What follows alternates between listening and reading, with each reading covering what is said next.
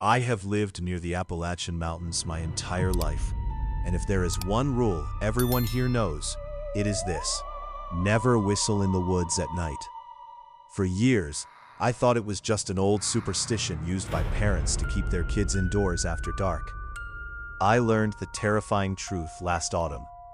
It was a chilly October evening, around 11 o'clock.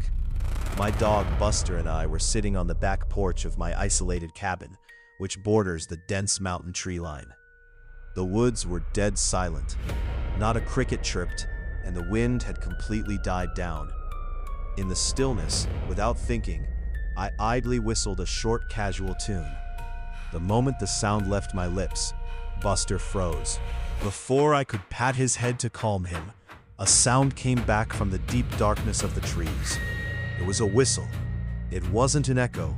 It was the exact same pitch, the exact same melody I had just whistled, but it sounded distorted, like something trying very hard to mimic human vocal cords. My blood ran cold. I stood up, commanding Buster to get inside. But before we could step toward the door, another whistle pierced the night. This time, it was much closer, right at the edge of my property line. Along with it came the heavy, cracking sound of footsteps snapping thick branches in the dark. I grabbed my flashlight and shined the beam into the dense trees. The light cut through the fog, revealing a tall, unnaturally thin silhouette. The creature didn't move. It just stared directly at me with two pale, reflective eyes. And then it whistled again, louder and more aggressive than before. Panic took over. I dragged Buster inside, slammed the heavy wooden door shut, and locked every deadbolt. As I backed away into the living room, the heavy footsteps moved out of the woods and onto my gravel driveway. Seconds later, a loud, violent scratch scraped across the outside wall of the cabin. Then came the final whistle, right against the window pane. I sat on the floor with my rifle loaded until the sun finally rose. When daylight came, the creature was gone, but there were deep, claw-like gouges left on the wooden siding of my house. The sun was fully up now, but the terror didn't leave my chest. I stared at the claw marks on my cabin wall, realizing this thing knew exactly where I slept. I called the local sheriff's office immediately. The deputy who arrived looked at the deep scratches and sighed heavily. He didn't look surprised at all. He told me that over the last few decades, hunters and hikers in this specific part of the Appalachians had reported similar encounters. Strange mimics in the woods, voices calling out their names, and unnaturally tall shadows moving through the fog. The old deputy looked at me dead in the eyes and whispered, "Son, you made a mistake. You invited it to your door when you whistled.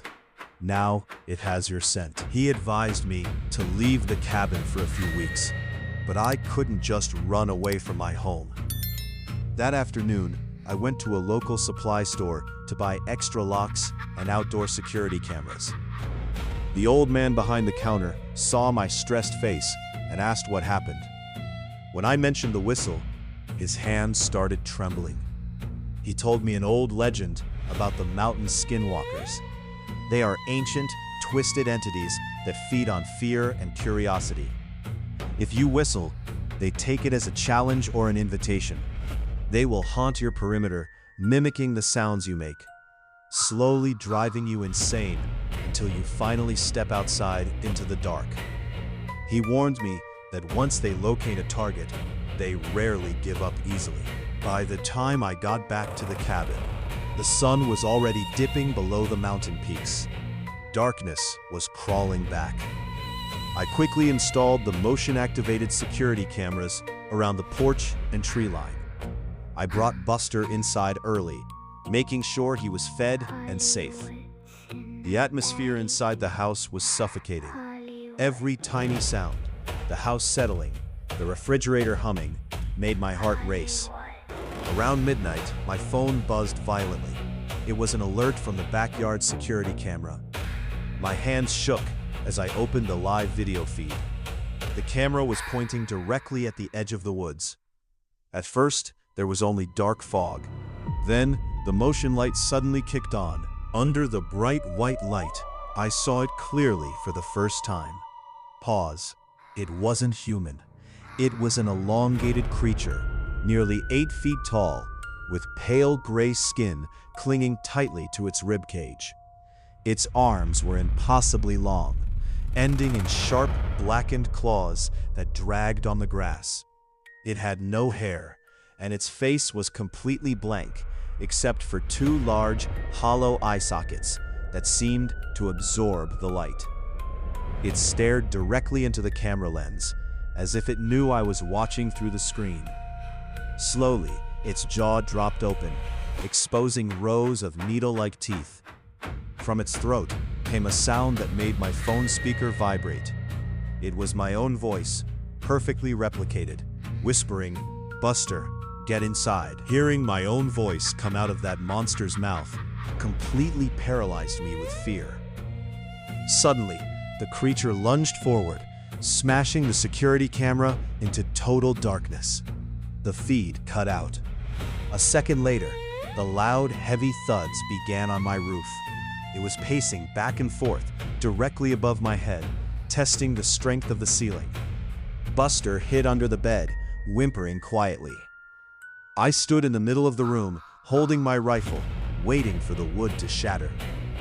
It spent the entire night scratching at the shingles, trying to find a way in, occasionally letting out that horrific, distorted whistle. I survived that night, but I packed my bags the next morning. The mountains win. That is the end of tonight's story. If it gave you chills and you enjoyed listening to it, please make sure to hit that like button and subscribe to the channel. Leave a comment down below to let me know what you think, and stay tuned for more terrifying encounters. Thank you for your support, and stay safe out there in the dark.